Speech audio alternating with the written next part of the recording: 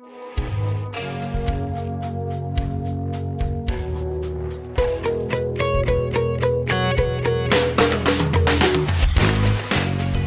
and welcome to another episode of Staying Power, a show that is all about building a better life. And we want a better life, you want a better life, everyone wants a better life. And this is a place where you can find out once a week some ways in which you can build a better life.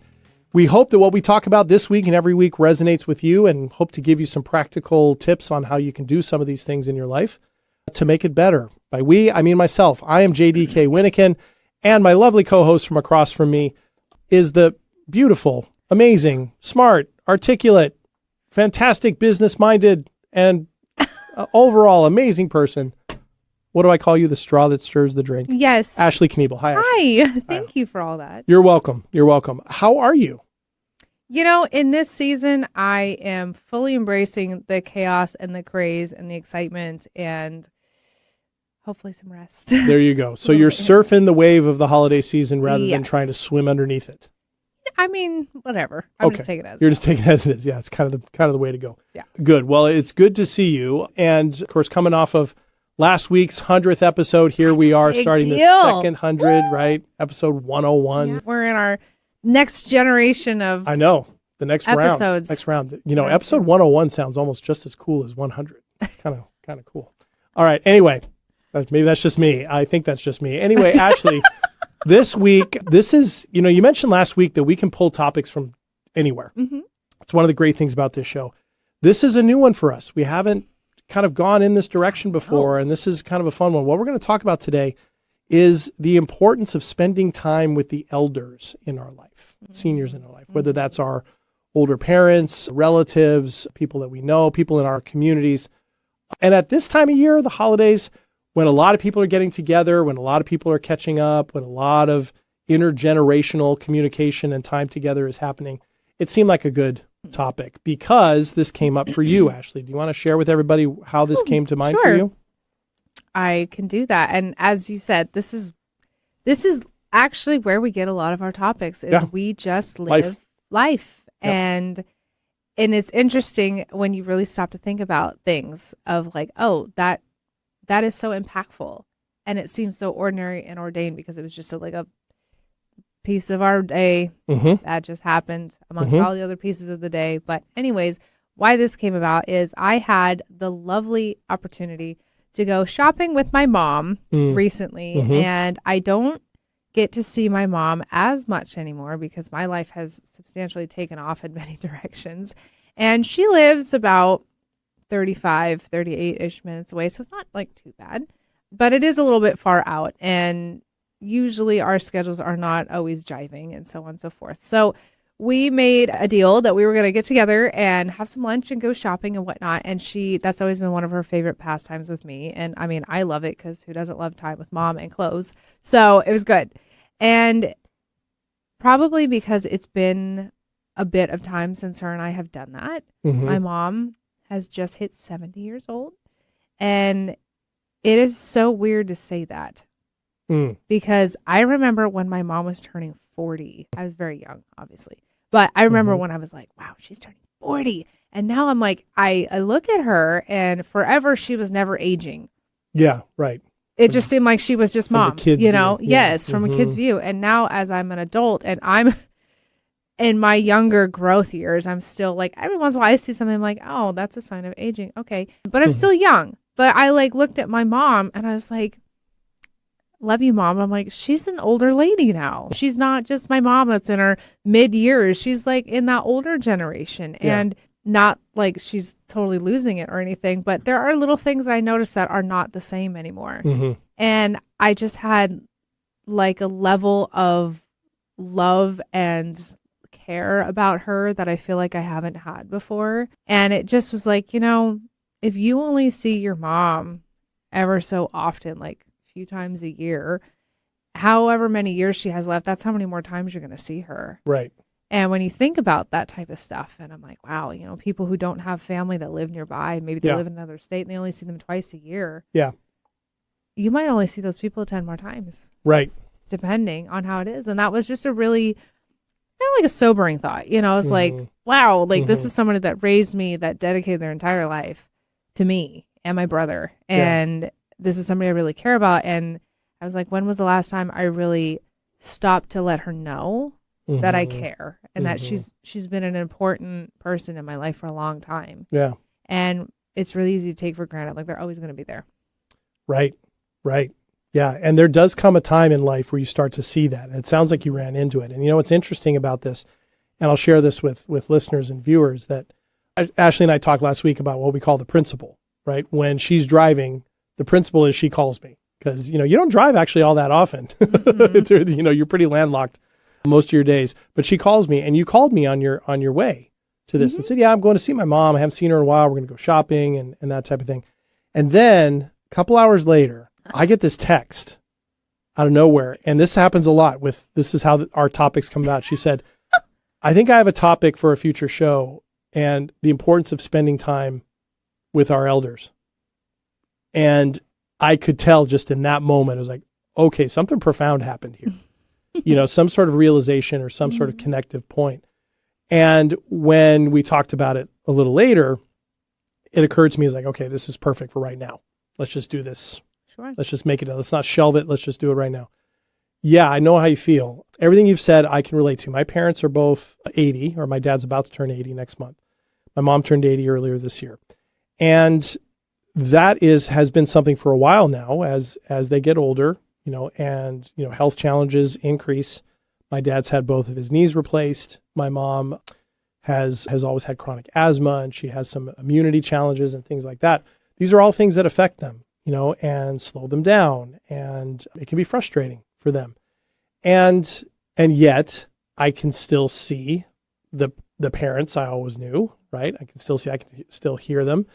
In many ways, they're the same. In some ways, they're very different. They've grown a lot. You know, their wisdom has increased. Their enjoyment of life has increased. And I think their appreciation of the what we call the small joys that I think are actually much bigger than that has increased. But my sister and I both notice it. I see my parents probably every few weeks. They don't live too far away, not even an hour away from where we are. My sister's in Colorado.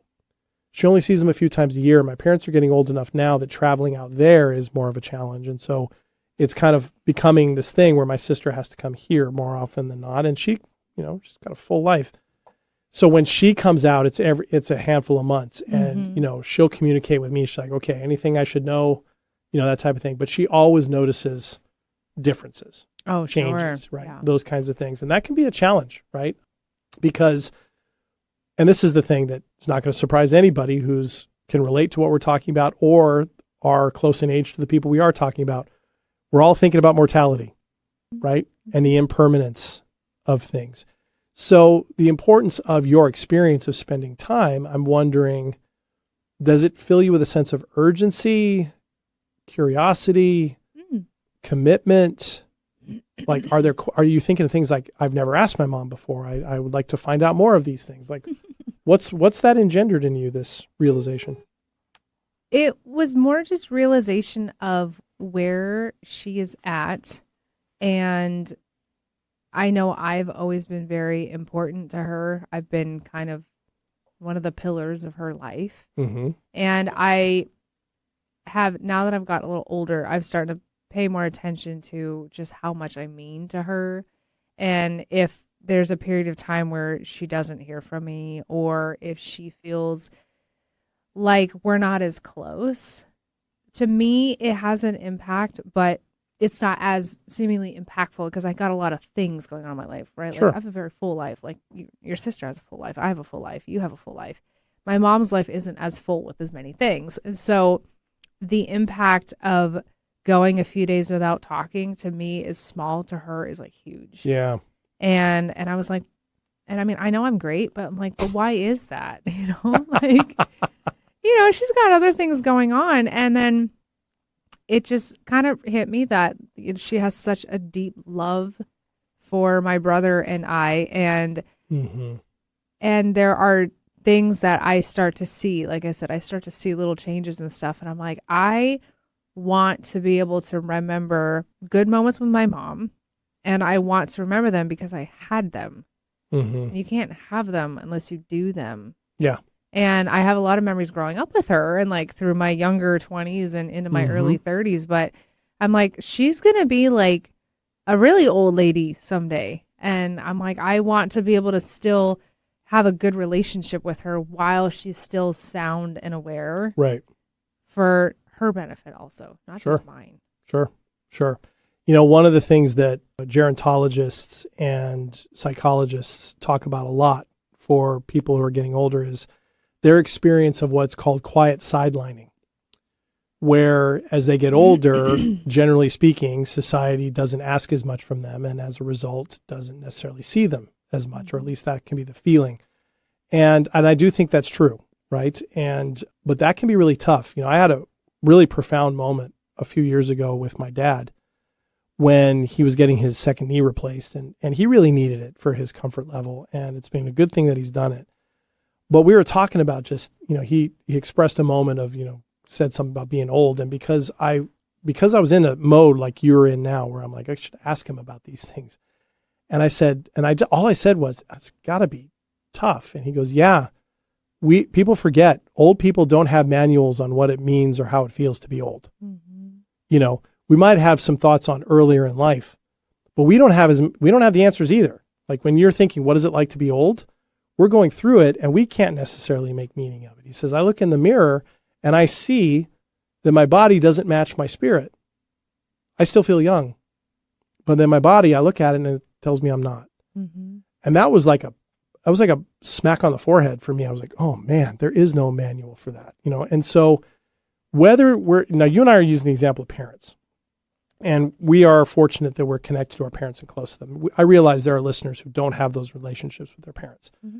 However, what we're talking about can expand to elders in any way, right? Whether you work with some, whether you volunteer in places, whether they're in your church or in your community groups, whatever the case may be, the importance of not just for them, we're going to talk about that, the importance for them of continuing connection and being seen so they don't feel quietly sidelined, but also the benefits for us, right? It's real easy to say, yeah, we learn from the wisdom of our elders. Yes, but that gets said so often that I think these days it just kind of flies by as accepted wisdom that we don't necessarily intentionally act on. But one of the gifts that I have been given so many times when I actually sit down and ask questions of my parents or people who are older, I get the most profound answers that never cease to amaze me and have me go, oh my goodness, I'm glad I'm hearing this now and not 20 years from now, right? That kind of thing. Well, people have, like you said, that I think that's a really good point to make, that the quiet sidelining of them. Because real fear, and it's a real thing. You see it a lot. Like older people are ones that are generally overlooked. They're not spoken to as much. People kind of like, ugh, that old person or whatever. They're less willing to help them out. And I don't really know necessarily why that happens. If younger generations see them as less valuable because they're not as young and fun and whatever. However, older people have seen so much. Yeah. Like they carry so much knowledge and wisdom with them. And they can really help you a lot if you're willing to connect with them. I see a lot of old people. Yeah, you do. I work with a lot of old people, and I work with a lot of older people that are in a period of time where it's really scary for them because things are changing in their world all of a sudden, and a lot of those changes are outside of their control, and now they're just trying to figure it out. Yeah. And they feel unsafe and vulnerable. They do. And some of them have kids to help them out. Some of them don't. And they're, asking me questions and like guidance on certain things and whatnot, and how can I best help them? And I want to help them because I'm like, I can't imagine being an older person that is struggling to keep up with the world where it's at right now. Yeah. And they don't have a choice. They have to. Yeah. But they don't have a lot of things to go off of because the world is so different from the time when they were continually learning. Yeah. They've kind of quit learning, right? They're kind of at the end where they're just coasting through life, and they're not allowed to coast anymore. Yeah, and that slowing down of things, right? It's it's a natural part of how our bodies age, right? Things slow down, things limit, and that's why it's so important for them early on, before those advanced years come, to make sure they're really investing in the things that can kind of help that stretch out for as long as possible, as much as possible. There's a few things, I looked up a few things to help with this, to just kind of highlight this, and I'll be interested in your responses. I'll just hit these really quickly. A number of studies have shown, medical studies, that social isolation and loneliness in older adults significantly increases the risk of cardiovascular disease, depression, dementia, and premature death. The U.S. Surgeon General just a few years ago noted that social disconnection carries mortality risks on par with smoking up to 15 cigarettes a day if somebody is socially disconnected in the elderly years. That's how important it is. Yeah. And then some meta-analytic work shows people with stronger social relationships as they get older have about a 50% higher likelihood of survival into later years compared to those with weaker social ties. Mm-hmm. Now, that can mean family, that can mean community, that can be church, that could be, community groups, whatever, sewing circles, who knows what it might be. Sewing circles. Sure. Cigar clubs, Uno, bridge clubs. Band, like your mom. All those things. Yeah, my mom's in a garage band, she's 80. It's awesome, right? But also, and aging in the brain, just a few others before our first break.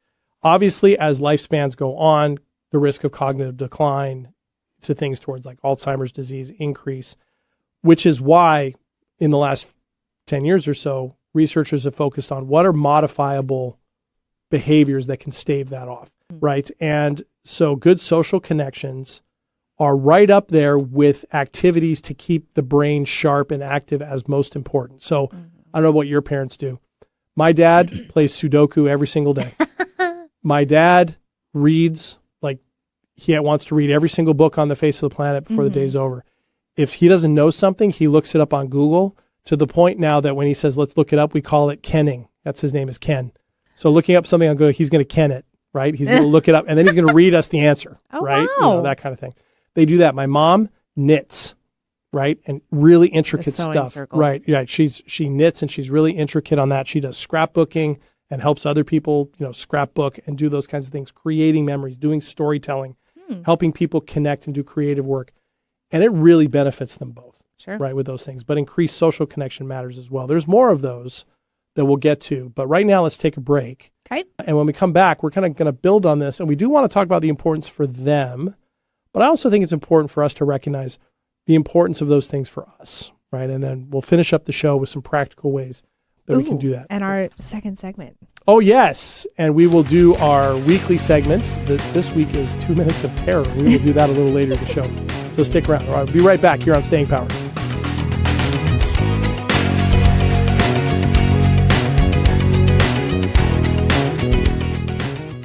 Real talent is defined by what people can do, not where they learn to do it. So by stopping at the education section of a resume, you might throw away the perfect hire. Skills First Hiring helps you see talent others miss, like more than 70 million stars, skilled through alternative routes. Let their story unfold and gain a competitive advantage, because hiring managers who start with skills are 60% more likely to find a successful hire. Hire skills first. Learn why at tearthepaperceiling.org. Brought to you by Opportunity at Work and the Ad Council. Are you ready to discover remarkable stories of resilience and cultural connection? This is Diaspora, a show sharing the journeys of first-generation immigrants from the Indian subcontinent now building their lives in North America. Inspiring, insightful, and always engaging, Diaspora offers a unique perspective on the immigrant experience. Join me, Aditya Mehta, my guests, on the Diaspora Show every Wednesday at 2 p.m. right here on KKNW. Wherever you go, Alternative Talk 1150 is here for you. Welcome back to Staying Power. JD here with Ashley. And we are talking about the importance of spending time with the elders in our life, whether we're talking about older parents or people in our communities, our circles. And we left off talking a little bit about why social connection in particular is so important for people as they enter later in life. And, I left off talking about my folks. My folks live in a place now that is for 55 and over people, and they all build houses and they have clubhouses to, all these activities. They got so many social connections, I can't even keep up with them anymore, which is awesome, right? I absolutely love that for them, and it's really cool to be a part of that. But I mentioned, Ashley, before the break, a couple, some scientific studies. I had a couple more points I wanted to make on this. I found this really interesting. Gerontologists now talk about the importance of intergenerational contact. And that is, of course, deliberate things meant to bring together people of different generations, right? And that can be holidays if it's in the family, but it can also be different events, volunteering, places of worship, those kinds of things. And studies have been done of this, that for both people who are older and younger generations who engage in these types of activities, there are consistent improvements across the board, but particularly for older adults in their overall mental health, their sense of social inclusion, their sense of active aging, which means aging with a purpose, and reductions in their sense of being singled out for their age, ageism, and increased empathy among the younger participants and the older for the younger. Really? Right. How often do we hear, the jokes about, old people going, get off my lawn, right? These younger people, they don't know anything today, right? And then younger people just being like, oh, they don't know anything, that type of thing. This type of thing is actually proven to help everybody. Interesting. Right. Wow. Which is cool. And it kind of reflects also with, this is kind of a larger universal truth. I mean, people have been talking about the importance of elders since the written word was ever first put down. Yeah. Right. So like, for example, Confucius talked about respect for elders as, quote, the root of goodness, and that it was a moral duty to, quote, trust and love the past and those who embody it. And he meant by that the elders. The Hebrew Bible says, quote, rise in the presence of the aged, honor the elderly, right? And Abraham Joshua Heschel once said, a test of a people is how it behaves towards the old.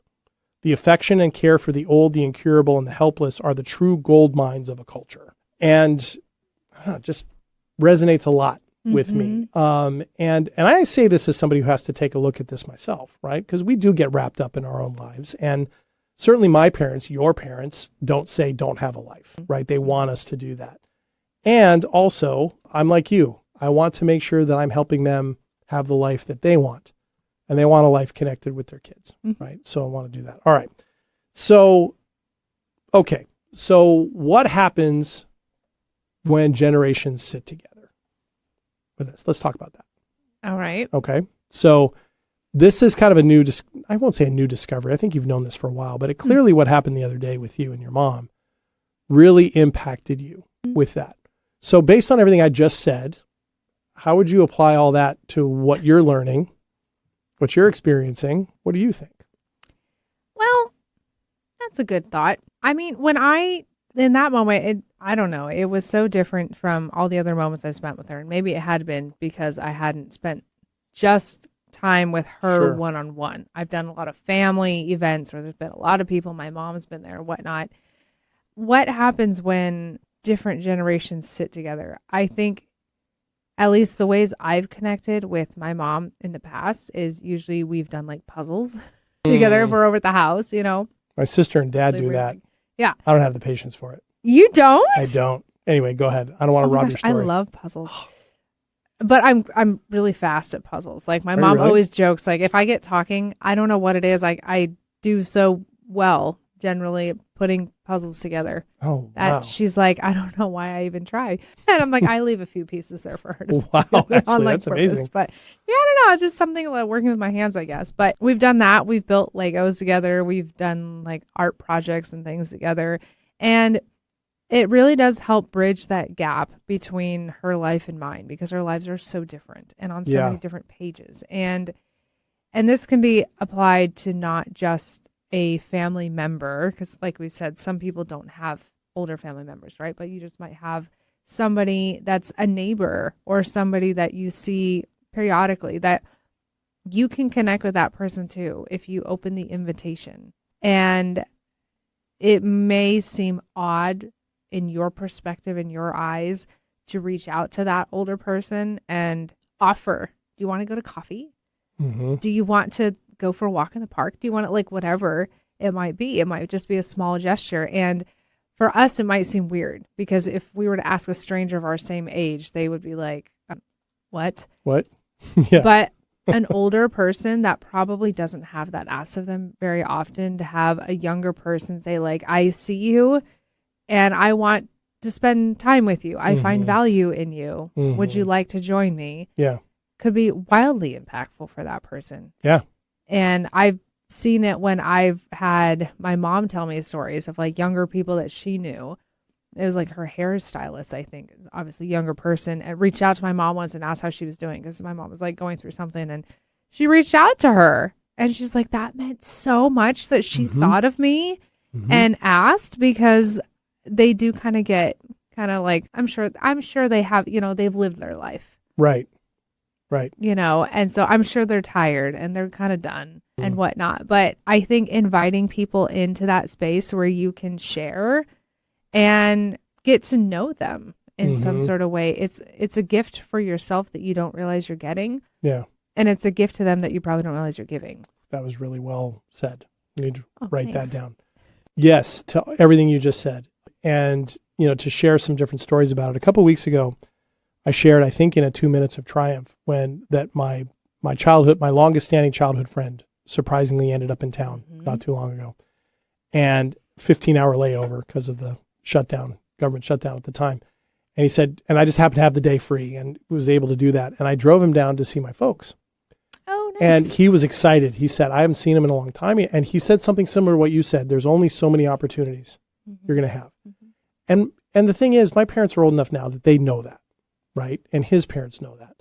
And I said at the time on that episode a couple weeks ago that my mom and his mom effectively helped raise me and my sister and him and his siblings. And I'll not forget when we got there, he and I had talked for a few hours and got up, and he went in the door first. And his hugs to my parents went on forever. And it wasn't like one was like just waiting for the other one to be done. It was genuinely like that. And I watched it and I went, oh my gosh. And I thought, if I was in Hawaii and I was seeing his parents, it'd be the exact same thing. And in fact, the last time I'd seen them 7 years ago, it's exactly what it was like. Nice. And ever since then, my folks have talked about that visit. It was only for a few hours. We went to lunch, just quickly catch up, talk about things, but it was so important to them to have that. And I remember my mom saying after he left, oh, it was so nice to see him. She said, it's so delightful to see the kind of man he's grown into. Right. And I said, well, Mom, you had a role in that. And she said, yeah, I guess I did. And that feels good too, And so that was just kind of cool. Like for my parents to know that this person from across the ocean still, we haven't spent a lot of time with them since we moved 40 years ago. Oh, wow. Yet it's still that kind of deep connection. I know it meant a lot to him. So those things, yes. And what that does is it certainly helps me appreciate the relationships I already have. And one of my first, statements to my friend after we left my folks and was driving back to the airport was, okay, now it's my turn. I've got to get down there. I got to come out and see you, and I got to come see your folks because they're so important, and there's only so much time left. So it's kind of like, you can use the time you're with them, whether it's you get to see them a lot or not very often, or if it's an intentional moment of inviting them, you can use that time or you can lose that time. And I'd rather use it so that when that time does come, that I can look back and go, man, I intentionally got as much as I could and gave them as much as I could, so that when that time comes, ideally they look back at these later years in life and go, you know what? Life was still really good then. That's what I would want for them. That's really special. Yeah. So, you can feel this one. Yeah, it's a good one. As you were talking about your parents, I had something else kind of come to mind, and it's about not a family member, a much older gentleman that I have gotten to know. I'm pretty sure he's in like his early 90s, actually, maybe mid 90s. Looking at him, you would not think so. Not at all. You would think maybe like 82. But okay. He takes very good care of himself. And I remember the first moment I met him, and it was in one of my moments where I was like, it was the end of a Friday. It was like 4:30, and I had already put in I think it was like 65 hours that week. And I was like, I am so done, and I am beyond burnt.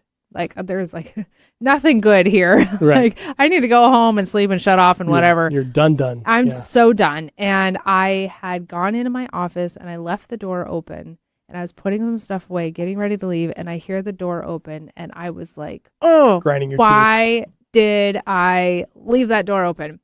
And this very old man comes walking in, and long story short, he needed my help.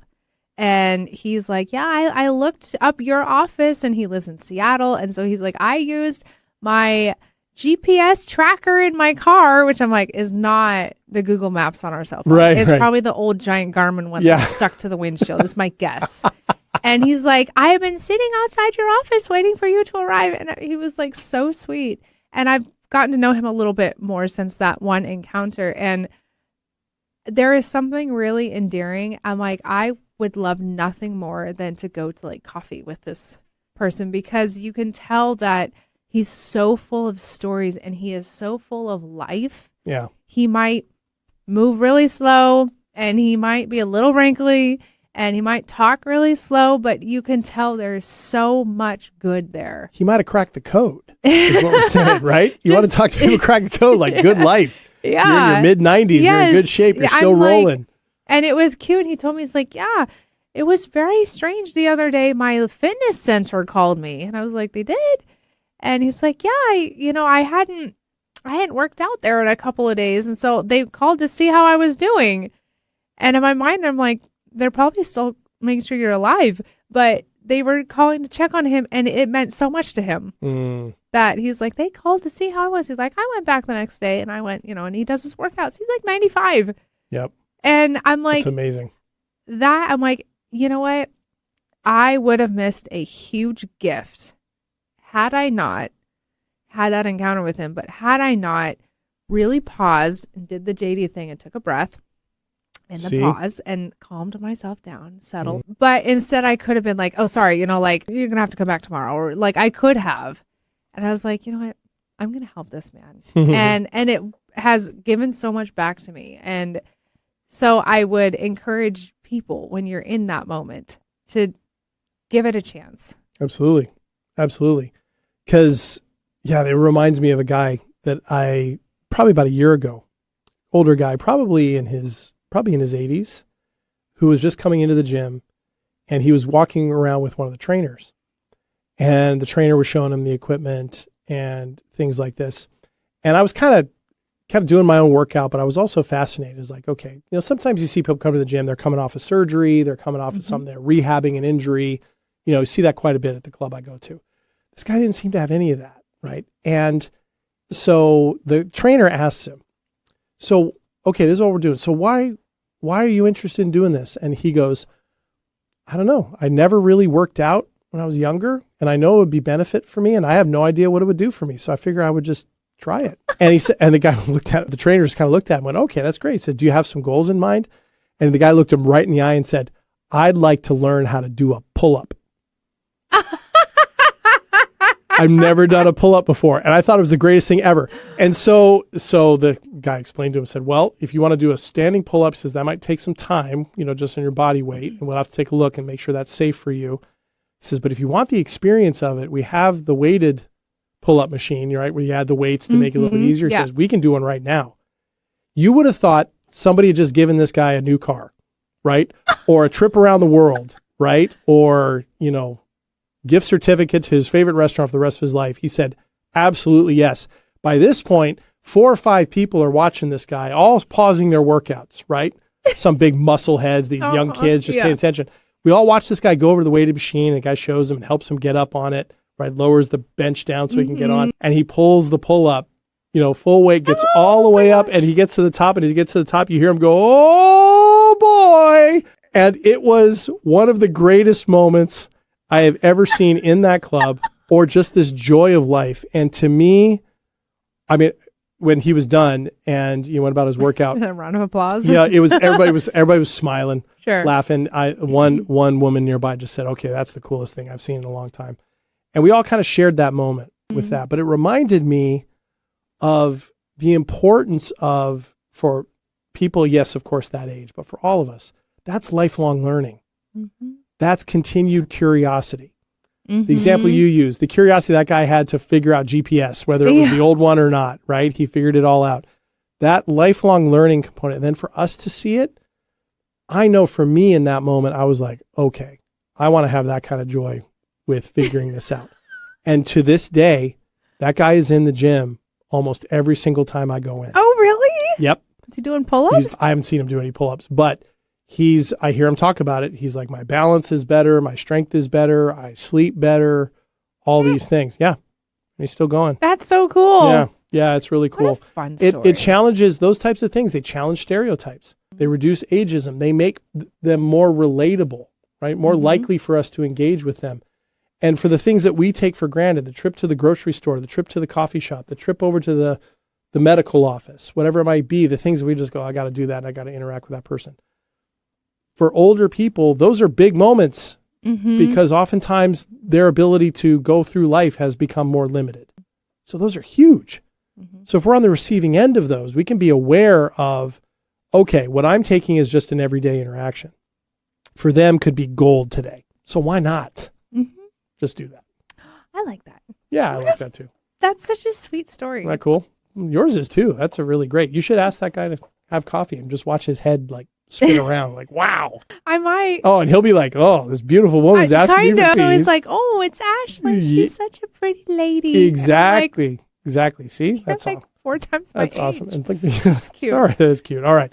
All right, let's take a break here on Staying Power. When we come back, we will have our weekly segment. This week it is the 2 Minutes of Terror, and we'll also talk about a little more of some of these ideas of engagement between generations, because it benefits all of us. All right, so we'll be back in just a minute.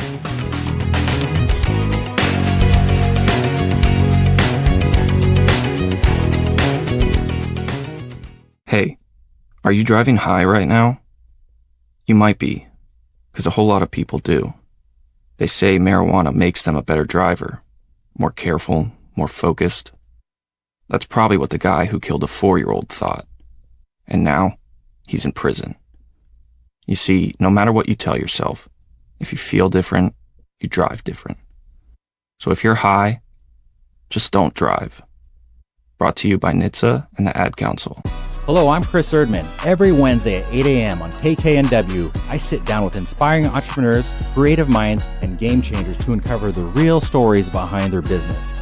On my show, Made of More, we explore the challenges that they've overcome, the breakthroughs that they've celebrated, and the mindset that drives them forward. If you're ready to unlock your full entrepreneurial potential, Made of More is the show for you, because here we know you are made of more.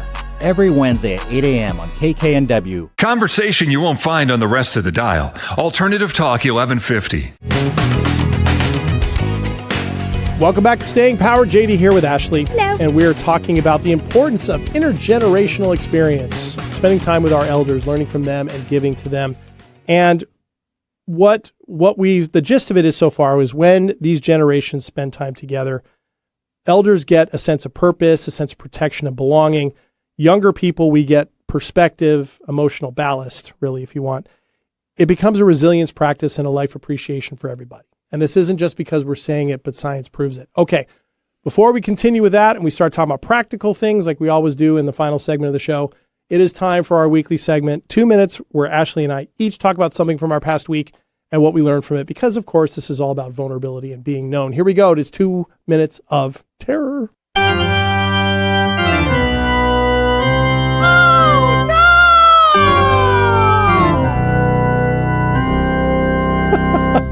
What in the world? That was great. Nice job, Nathan. Gosh, nice. Our engineer, Nathan, is having a field day with the sound drops. This is great. Fantastic. Nice job. All right. Ashley, what do I got? what's your terror? You know what? It is mid-holiday season, and I'm feeling that little like crunch of, do I take a break? Do I take this quiet time to work on things at the office? Where do I spend this? Because this is always a conundrum I feel this time of year. I really would like to take a little time off and relax and like rejuvenate myself, right? But then I'm like, but it's really quiet. No one will bother me. I can get so much done. And I'm stuck in that conundrum, and I'm not sure which way I'm going. Not sure which to way be you're honest going. with you. And the days are just ticking by. But yeah, do you feel like you're not intentionally taking the time you need, that circumstances are dictating your choices? Yes. Can you change that in some way? Kind of. What would the change look like? I would have to force close the office, which in my line of work is difficult end of year. Right. So it's the time when I should be the most open, to be honest with you. Okay. But it is the time when it's most appropriate because everyone else is taking time off. So that would make sense, like less, interaction with other people would be a good time to close. But sounds like it's time to get creative with your agency. Yeah. That's a challenge, though. Yes, and knowing what your work is, that's a real thing. Yeah. But that's okay. So, little crunch. That's all. So it's kind of like 2 minutes of discomfort. Yeah, I guess. Frustration. Well, because it's also the same feeling of like, okay, what did I do last year? Did I like that? Not really. I'm on the same trajectory to do that again this year. So do I just go all in and do the whole work thing and really feel like I'm putting in some time? So when things do start to pick up again in the next year that I feel a little more prepared? Or do I take time and really stow all of that and really shut off and do whatever feels really good to fill my cup back up and start the new year? You didn't ask, but I vote for the second one. Oh, okay. I vote for the second one. Check the box. Okay. Okay. All What's right. yours? My 2 minutes of terror goes to, I kind of had a rite of passage in my moonlighting job. I moonlight as a bartender. I've talked about it on the show before. And the rite of passage is the first time something really goes poorly. Great story. Yeah. I can't go into the details too much, but what I'll tell you is the first time I was the lead bartender when things got out of hand with some people who had been at the pub for a very long time. To be a bartender, you have to be, you're responsible for a lot of things. In particular, you're responsible for how many drinks you serve and when you cut people off, and monitoring who's drinking what, making sure people are of age, making sure people aren't causing problems for anybody else or each other, right, if they're in the same party. I had an experience this past week where all of those things all happened, causing trouble for each other at a very large party. And it was a very busy shift, a lot going on. We were keeping an eye on this group for quite some time, keeping an eye on how much they were drinking, all these things. Long story short, by the end of the night, I was on my own. They were still there. And I managed to get everything through the night without a problem. And they left and there were no problems inside. But then about 15 minutes after we closed, all hell broke loose outside. Police got involved. Ambulances got involved. It was rough. And, I'm trying to clean up a bar, get off shift at 2:00 in the morning. I'm having to talk to the police. I'm having to do all this stuff. And it was unnerving, Ashley, because it was the first time I had experienced anything like that. It doesn't happen very often at this place, but it happened to me. And it shook me because I felt like this overwhelming responsibility for it, but also like, did I do something wrong? Did I handle this the way I should have? Should I have intervened earlier? All these should have. But what was great about it was I talked with my coworkers, all of whom are a lot more experienced than me. And they all said, oh yeah, first time that always happens is horrible. It's horrible. It shakes you to your core. You don't feel like you're ever going to be right again. And I said, what would you do? First of all, just know it always happens and it always feels that way. And second, give it a few days, you'll feel a little better. Do you feel better? Enough, I do. Yeah. I do. Funny enough, actually, I distinctly remember this because when I called you on my way to go shopping with my mom, you were like 4 hours removed from getting off of your shift. I think you were there till like 4 a.m. Yeah, it was really early. Yeah. It was like at like 10 o'clock in the morning when I called you, and your voice was like so deep and scratchy and groggy. And I was like, are you getting sick again? And you're like, no. And so you explain all this. It's like, it sounds like a rough night. It was rough. But again, something that happens in that line of work. But on reflecting on it, I think I did pretty well in terms of handling that. And to be fair, that is a very valid moment of terror because it has so many different factors that you are not able to control. Because Absolutely. It involves other people under an influence Yep. doing crazy things Yep. and not in their best state. And, and you'd never know what's going to happen. Right. And all of a sudden you're supposed to just handle it in the best way possible, not knowing what's going to come at you. Right. So, fortunate that it didn't happen inside, it happened outside after Yeah. close and whatnot. Right. But still, Yep. you had to be there. It was you, and that's scary stuff. Exactly. And, I was reminded that that's always that way. And life is always that way. We have no idea what's going to come at us from any direction at any time. And this was unexpected there, just like unexpected things happen elsewhere in life. So anyway, that was mine. Woo. Talk about a terror. Yeah, okay. All right. So anyway, all right. So let's talk, Ashley, in this last segment about, how to show up for our elders, but in a way that doesn't infantilize them. Make them feel like an elder. Make them feel like, that it's about their shared humanity, right? That recognizes, like I said, they don't have a handbook on this either. Yeah. right? None of us do. So how do we do that? And so maybe we can just kind of ping pong these back and forth, okay? I mean, so the idea is, what are some concrete actions, some rituals, practices, pitfalls to avoid? And this is a time of year where a lot of people are getting together with elders, and we're going to be interacting. So you can try these out. And I think the approach that we should take with this, and the first one I would say is, do it from a sense of connecting, from a sense of mutual benefit, not out of being nice or charity. Oh, I'm going to be nice to them because they have a hard time. Go into it with the intentionality of, I want to get something out of this. I want to learn. I want to listen. I want to share, whatever it might be.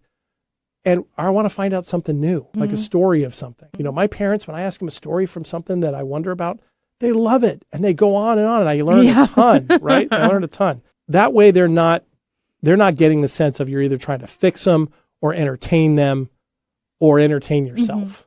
Sure. Right. So I think coming in from mutuality, not charity, is a good. I think that's a really good point, actually. And I think something to dovetail with that, I would say, is, they're a little bit older, right? And they may not be able to do everything as they once were able to do, but don't just assume that they're incapable of doing things, of handling things, but maybe come at it of a supportive curiosity of like, would you like some help with that? Or can I help you with this? Similarly, how you would maybe with like a child who is trying to do something, and you don't want to do it for them, but you want to help support them, and to still give them some independence of like, oh, I can still handle things. And maybe they'll say like, oh no, can you just do it for me or whatever? And that's even better. But not to assume that they correct. Need Allow them to make that decision. Right. Gives them a lot more ability to, even though if they know they can't do it, the fact that you're giving them the opportunity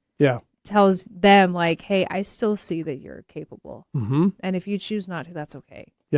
Yeah, I agree with that a lot. I think one of the things that I think is really important, and several gerontologists who I've read their books have talked about, is making sure that, even in the big life decisions that they have to make around their health and that type of thing, asking that, what kind of life do you want to have? Their buy-in. Yeah. What kind of life do you want to have in the latter years? Do you want to really push for longevity, even if you're getting sick and you want to just stay as long as you can so you can be with family, you can be with friends for as long as possible?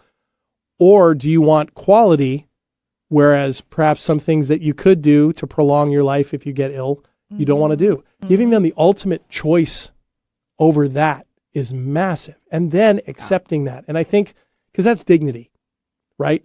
And the number one concern I have seen among people who are older is they're worried about losing their dignity in the eyes of themselves and the eyes of other people. So give them that as much as you can. And then this one is important for me, and I talk about it a lot with my family. The importance of presence, being present over what are we all going to do, right? My family likes to do stuff.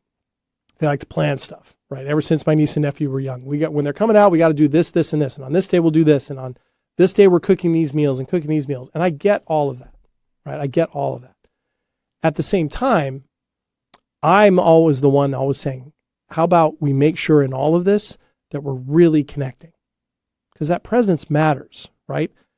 A few weeks ago, I had an opportunity to spend a few days with my mom, just me and her.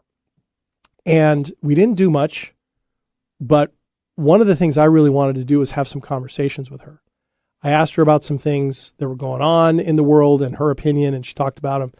Then I brought her in on a couple things going on with me personally that I wanted her feedback on. And first of all, she was surprised that I asked. And second, she was delighted that I asked. And third, what she gave me was gold. Yeah.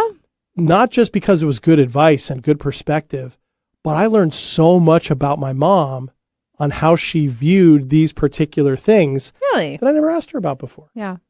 And we ended up, and at the end of those few days, I got home. I texted her. I said, I'm home. And she said, I had a wonderful time just being able to talk to you that much. And I said, me too, Mom. It was great. And I really valued it. And it showed me, okay, my mom is still on it, right? Her life might be a little different, than it used to be, but man, she is still on it. And she's got a lot to offer me. And if she has a lot to offer me, she has a lot to offer other people. So what else comes up? kind of reflected a little bit on this earlier, but about, like I said, I do puzzles with my mom. So cool. Or like little arts and crafts and whatnot. I do have one memory, and it wasn't me doing this with her, but it was so cute. I was like, just one of those type of moments, right? I like on the phone with my mom, and I'm talking with her, and she's got me on loudspeaker. She always has me, like, I don't know why she does that, but she does.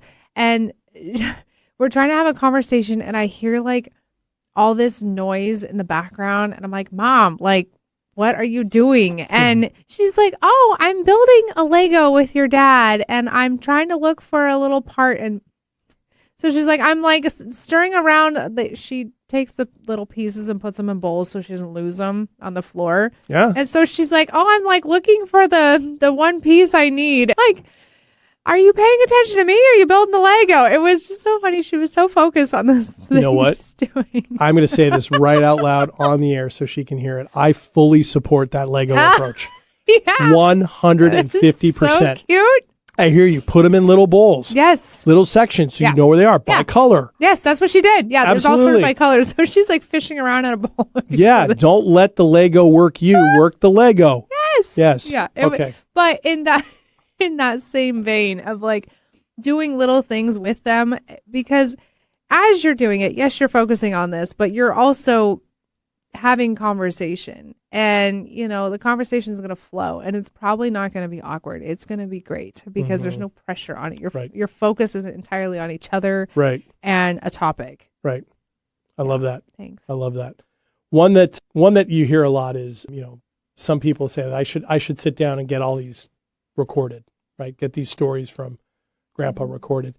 That's a really good one if you can do it. And actually, if you're interested in that, Ashley and I both know people who do a really good job of recording those kinds of things and can turn them into really cool videos and stuff. We both know several people who can do that. Mm-hmm. So please, if you're interested in that, please reach out to us and we'd be happy to connect you to them, because it can be a really cool thing, right? Those things. But if you're not able to do that, or in lieu of that, or in the process of that, really introspective questions, asking them things like, what has surprised you about your life? You might get some really interesting answers, right? They should get that game by Esther Perel that Yes. we played and play it.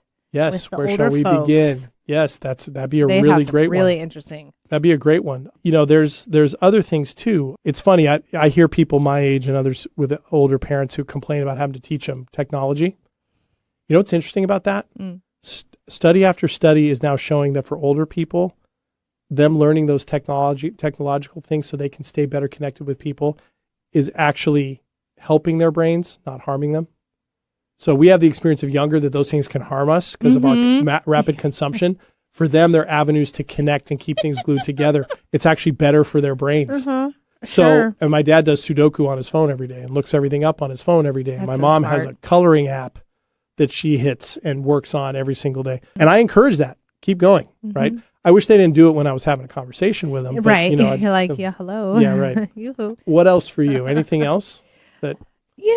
Just, I mean, I guess all things I kind of reflect on earlier, like do small active things, like go for a walk. We started doing this as a family. We would do a walk on Christmas Day together. We'd get all the dogs and like all the animals. It was a whole thing. It's like a whole zoo walking down the street.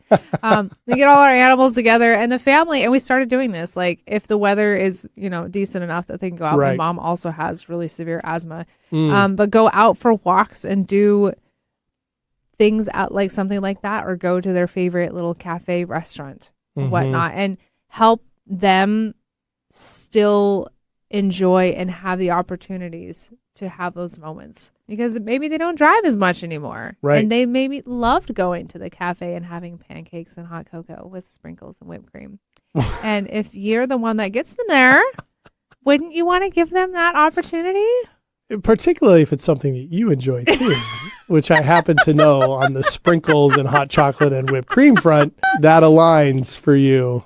I did that with my grandpa when he was still alive and I was much younger. Okay. It's a very good memory.